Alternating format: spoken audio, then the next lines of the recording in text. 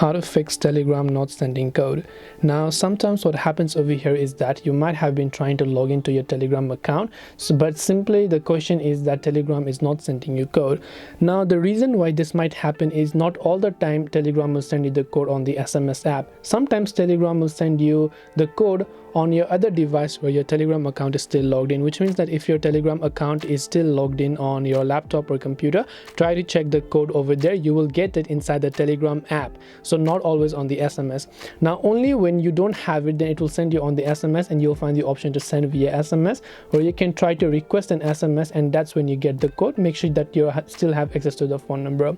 If it's still not sending you code, do not try from the same option over and over again. Uninstall the Telegram app and reinstall it. And last but not the least, you can simply try to use another Telegram application called Telegram X, which is also the official app from Telegram itself. So this is not another third-party app. This is also another, just like a light version of Telegram.